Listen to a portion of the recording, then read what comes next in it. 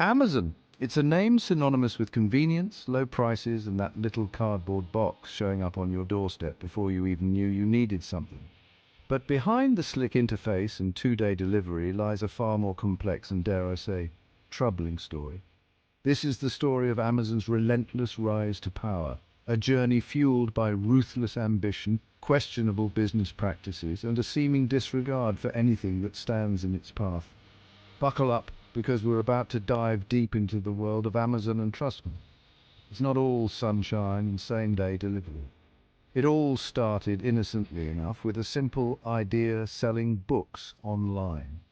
Jeff Bezos, the man behind the behemoth, saw an opportunity to disrupt the traditional bookstore model. And boy, did he ever. Armed with a vision of a future where everything could be bought with a single click, Bezos set out to build an empire. And build he did, brick by digital brick, transforming Amazon from a humble online bookstore to a sprawling conglomerate that touches nearly every aspect of our lives. But as Amazon's reach grew, so too did its appetite. It wasn't content with just selling books or even just being the biggest retailer on it. No, Amazon wanted it all. Groceries, electronics, cloud computing, entertainment, you name it, they wanted a piece of it, and more often than not, they got it. But at what cost? That's the question we're here to explore. Remember the cozy charm of your local bookstore, the smell of old paper, the friendly staff who knew your reading taste better than you did? Yeah, Amazon remembers too, because they're the reason so many of those stores no longer exist. See, Amazon's early success wasn't just about convenience, it was about undercutting the competition, often to a ruthless degree. Without the overhead of physical stores, Amazon could afford to sell books at significantly lower prices than traditional bookstores, and they did, often operating at a loss to drive competitors out of business. This predatory pricing, as it's known, might seem great for consumers in the short term, but it creates a dangerous imbalance in the market. Small businesses, the backbone of any healthy economy, simply couldn't compete with Amazon's deep pockets and willingness to operate at a loss. The result? A decimation of the independent bookstore landscape, leaving consumers with fewer choices and less competition in the market. But Amazon's assault on traditional retail was just getting started. Books were just the first domino to fall. With their sights set on world domination, Amazon expanded into new markets with alarming speed and aggression, leaving a trail of casualties in their wake. Now, you might be wondering how Amazon could afford to operate at a loss for so long. After all, businesses are supposed to make money, right? Well, that's where things get interesting. You see, Amazon had a secret weapon: patient investors. Unlike traditional businesses that are beholden to quarterly earnings reports and shareholder demands for immediate profits, Amazon played the long game. Jeff Bezos managed to convince investors to buy into his vision of a future where Amazon would dominate e-commerce. And those investors, blinded by the promise of eventual riches, were more than happy to pour money into the company, even as it hemorrhaged cash. This long-term strategy allowed Amazon to prioritize growth over profitability, a luxury most companies could only dream of. They could afford to undercut competitors, expand into new markets at breakneck speed, and build out a massive logistics infrastructure, all without having to worry about turning a profit in the short term. It was a brilliant, if somewhat ruthless, strategy. By the time competitors realized what was happening, it was already too late. Amazon had grown too big, too powerful, and too entrenched in the market to be stopped.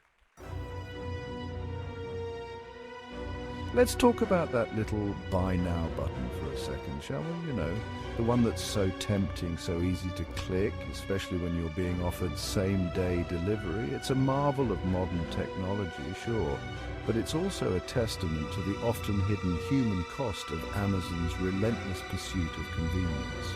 To achieve its legendary delivery speeds, Amazon has built a vast and complex logistics network. a well-oiled machine designed to get products from its warehouses to your doorstep in record time. But keeping this machine running smoothly requires an army of workers, many of whom are subject to grueling conditions and relentless pressure to meet Amazon's demanding quotas. Reports of warehouse workers being denied bathroom breaks, pushed to their physical limits, and subjected to constant surveillance paint a disturbing picture of Amazon's labor practices. And let's not forget the delivery drivers, many of them gig workers, classified as independent contractors, who often lack basic labor protections and are forced to work long hours for meager pay. So the next time you're marveling at the speed and efficiency of Amazon's delivery network, take a moment to remember the human cost behind that convenience. Because while you're enjoying the ease of online shopping, there are countless workers paying the price for your 2-day delivery. Section 5. Trapped in the marketplace, the plight of third-party sellers. Amazon's not just a retailer anymore, they're a platform, a digital landlord renting out space in their vast online marketplace to third-party sellers. Sounds fair, right?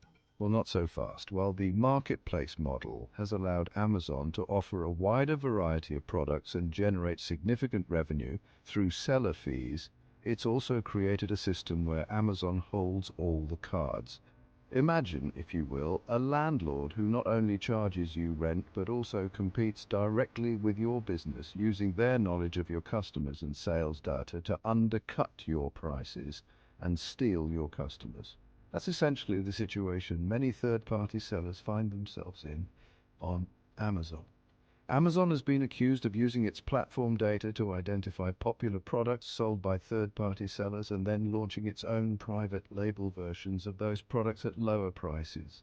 This practice, known as seller cannibalization, has forced many small businesses to either sell their products at a loss or risk being pushed out of the market altogether. And if that wasn't bad enough, Amazon also controls the algorithms that determine which products are shown to customers, giving them the power to bury competitors' listings or even suspend their accounts on a whim. It's a classic case of their house, their rules, and for many third-party sellers, those rules feel designed to keep them trapped in a cycle of dependency and fear. Section 6. Dodging the taxman Amazon's regulatory tightrope walk. Amazon's success hasn't just come at the expense of competitors and workers, it's also come at the expense of taxpayers. You see, Amazon's a master of exploiting loopholes and playing jurisdictional shell games to minimize its tax burden. For years, they managed to avoid collecting sales tax in many states, giving them a significant price advantage over brick-and-mortar retailers who were obligated to collect those taxes. And it's not just sales tax. Amazon's also been criticized for its use of complex corporate structures and offshore subsidiaries to shift profits to low-tax jurisdictions, effectively shrinking its tax bill in the countries where it actually does business. This practice of regulatory arbitrage, as it's known, might be legal, but it raises serious questions about corporate responsibility and fairness. While ordinary citizens and small businesses are expected to pay their fair share, Amazon and other multinational corporations seem to operate by a different set of rules, using their vast resources and armies of lawyers to game the system in their favor. The result? Governments are deprived of much-needed revenue that could be used to fund essential public services, while Amazon gets to pad its already substantial profits. It's a classic case of the rich getting richer and everyone else picking up the tab. Section 7. The Cloud Colossus, AWS and the Centralization of Power. Let's talk about the cloud, shall we? No, not the fluffy white things in the sky, but the digital kind, the one that stores all our data and powers much of the internet as we know it. And when it comes to the cloud, there's one name that reigns supreme: Amazon Web Services, or AWS for short. Launched in 2006, AWS has become the undisputed heavyweight champion of cloud computing, providing a vast array of services that power everything from Netflix and Spotify to government agencies and Fortune 500 companies. Now, on the surface, there's nothing inherently wrong with a company being really good at what it does. But when that company controls a significant portion of the Internet's critical infrastructure, it raises some serious red flags. AWS's dominance gives Amazon an unprecedented level of power and influence, not just over its competitors, but over entire industries and even governments. Imagine, if you will, a scenario where a single company controls the flow of information, the ability to process data, and the very platforms on which we communicate and conduct business. That's the potential danger of unchecked cloud concentration, and it's a danger we ignore at our peril.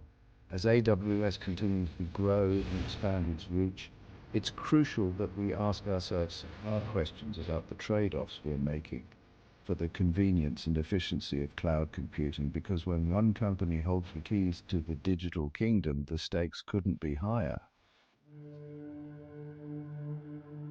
Section 8, Primetime Content Domination and the Erosion of Choice. Remember when you used to go to a video store and browse the aisles for hours trying to decide what to watch? Yeah, those were the days, but thanks to Amazon, those days are long gone, replaced by the endless scroll of streaming services, each vying for your attention and your subscription dollars. Amazon, of course, is a major player in the streaming wars with its Prime Video service, a key component of its Prime membership ecosystem. By bundling streaming content with its other Prime benefits like free shipping and discounts, Amazon has created a sticky web that's hard to escape. And it's not just streaming. Amazon's also made significant inroads into book publishing, music streaming, and even live sports broadcasting, further consolidating its control over the content we consume.